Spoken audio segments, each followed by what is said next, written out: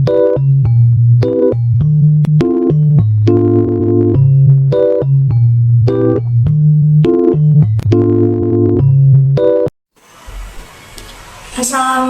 warahmatullahi wabarakatuh. Perkenalkan, nama saya Safa Zikraili. Saya dari jurusan PGMI 2C. Di sini saya akan menjelaskan materi tentang kemunduran peradaban Islam. Di sini saya membawa dua topik. Yang pertama yaitu awal mula kemunduran peradaban Islam. Dan yang kedua, faktor eksternal dan internal. Latar belakang kemunduran Islam. Kemunduran ini diawali pada sekitar tahun 1250 Masehi. Saat itu, Baghdad merupakan pusat dari peradaban Islam. Dinasti Khalifah Bani Abbasiyah yang masih memimpin umat Islam. Pada tahun 1528, Baghdad diserang oleh tentara Mongol di bawah pimpinan Hulagu Khan. Penyerangan yang membuat hancur dinasti Khalifahan menimbulkan rentetan kejadian mundurnya peradaban Islam di kemudian hari. Masa kemunduran pada tahun 1250 sampai 1500. Periode abad pertengahan Islam dimulai saat Bani Abbasiyah runtuh pada tahun 1258 hingga timbul kebangkitan kembali pada sekitar abad ke-19. Pada abad pertengahan, berbagai krisis yang sangat kompleks menerpa dunia Islam sehingga mengakibatkan kemunduran. Periode abad pertengahan ini dapat dibagi lagi ke dalam dua pembabakan, yaitu masa kemunduran 1250 sampai 1500 dan masa tiga kerajaan besar pada tahun 1500 sampai 1800. Awal mula kemunduran peradaban Islam dimulai saat Baghdad yang merupakan ibu kota Bani Abbasiyah dan pusat peradaban Islam diserang dan dihancurkan oleh tentara Mongol yang dipimpin oleh Hulagu Khan pada 1258. Saat tentara Mongol pimpinan Hulagu Khan menyerang Baghdad setelah Khalifah Bani Abbasiyah saat itu Al-Mu'tasim menolak menyerah. Invasi yang dilakukan Hulagu Khan berlangsung brutal dan terjadi pembantaian lebih dari 1 juta penduduk Baghdad. Tindakan brutal ini menghancurkan peradaban Islam baik secara fisik, psikis, sosial, politik, dan kultural. Jatuhnya Baghdad ke tangan bangsa Mongol bukan saja mengakhiri Khalifahan Abbasiyah, tetapi juga menjadi awal kemunduran peradaban Islam karena pusat keilmuan Islam telah hancur. Setelah menguasai Baghdad dan Persia, tentara Mongol kemudian bergerak ke Mesir untuk menaklukkan dinasti Mamluk atau Mamalik yang saat itu berkuasa. Namun, usaha tentara Mongol gagal dalam pertempuran di Ain Jalut yang terjadi pada 15 Ramadan atau 13 September 1260.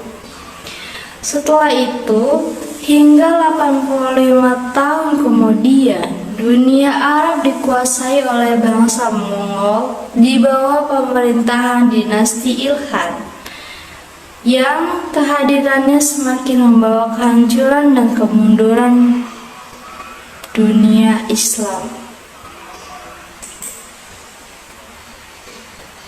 Dinasti Ilkhan.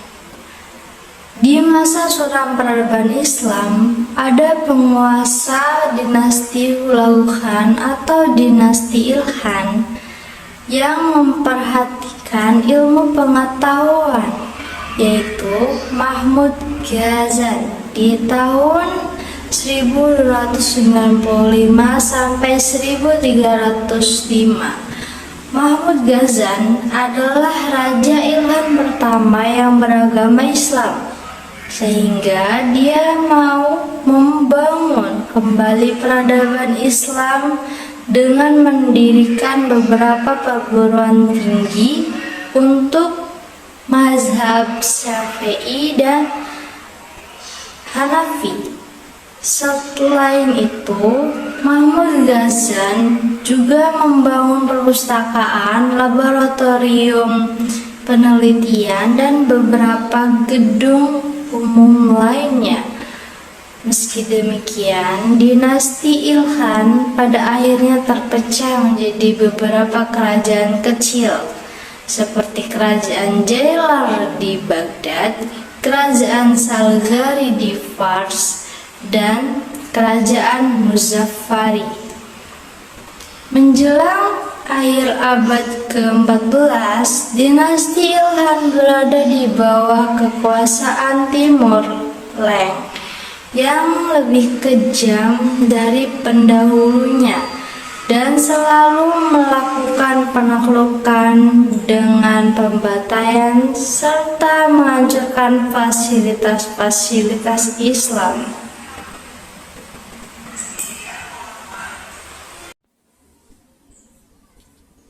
Peradaban Islam Mesir dan Spanyol. Pada masa abad pertengahan Islam di Mesir dikuasai oleh dinasti Mamluk yang mengalami kemajuan di berbagai bidang, mulai dari ekonomi, ilmu pengetahuan, budaya, filsafat, dan arsitektur. Perkembangan ilmu pengetahuan ini kemudian melahirkan beberapa ilmuwan besar seperti Ibnu Khaldun, Ibnu Khalikan, Ibnu Taghribardi, Nasir al-Din al-Tusi, Abu al-Faraj, dan Abu Hasan al-Nafis. Meski tercatat pernah menghancurkan tentara Mongol dan pasukan salib, dinasti ini akhirnya hancur. Sikap pemimpin dan gaya hidup yang royal serta tidak memperhatikan pada perkembangan kerajaan membuat dinasti Mamluk runtuh. Di Spanyol, peperangan ini terjadi antara dinasti-dinasti Islam dengan raja-raja Kristen. Ketika dinasti-dinasti Islam sibuk berseteru, raja-raja Kristen bersatu, sehingga para penguasa Islam pun dikalahkan pada awal abad ke-17. Kejayaan Islam di Spanyol pun resmi berakhir. Masa tiga kerajaan besar pada tahun 1500 sampai 1800. Tiga dinasti besar yang dimaksud yaitu Turki Utsmani di Turki pada tahun 1288 sampai 1924, dinasti Safawiyah di Persia pada tahun 1501 sampai 1736,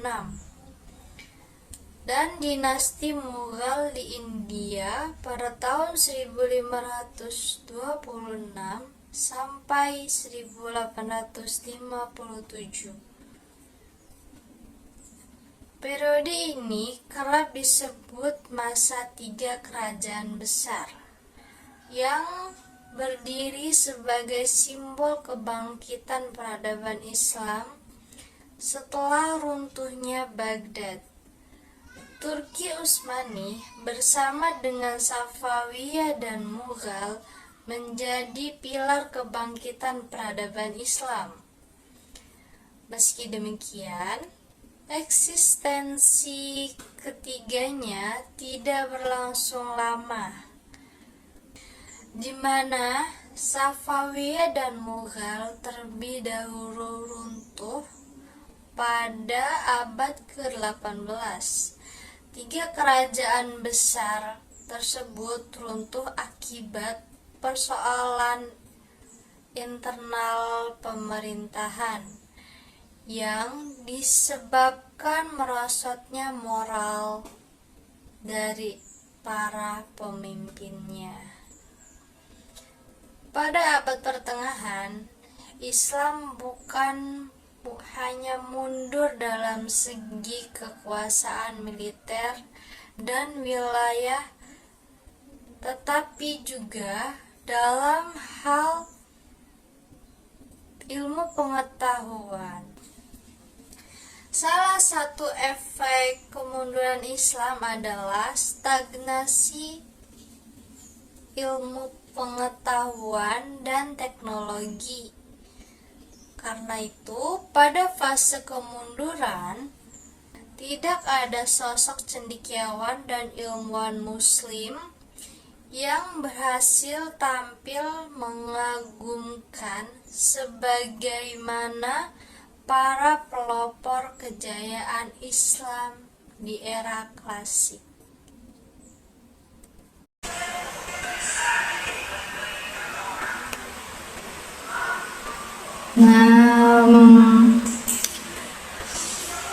Adapun faktor internal kemunduran peradaban Islam, yang pertama, lemahnya otoritas politik, kesultanan maupun kekhalifahan, pemberontakan atau perpecahan internal, perebutan kekuasaan.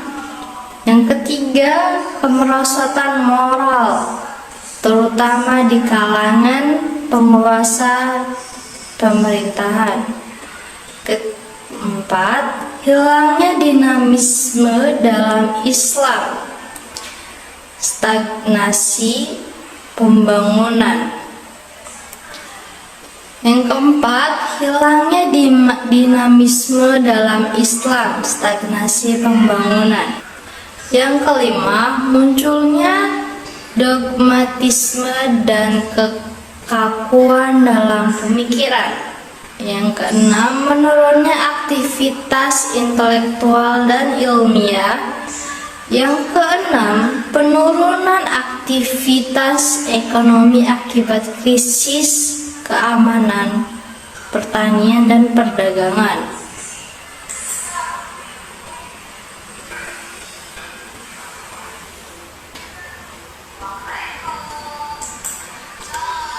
Sementara faktor eksternal kemunduran peradaban Islam yaitu yang pertama, invasi dari luar seperti serangan pasukan Mongol ke Baghdad. Yang kedua, hilangnya wilayah Muslim seperti runtuhnya Daulah Umayyah II di Andalusia. Yang ketiga, penurunan sumber daya alam seperti berkurangnya tambang logam mulia. Dan yang terakhir, bencana alam seperti wabah penyakit Black Death dan kelaparan.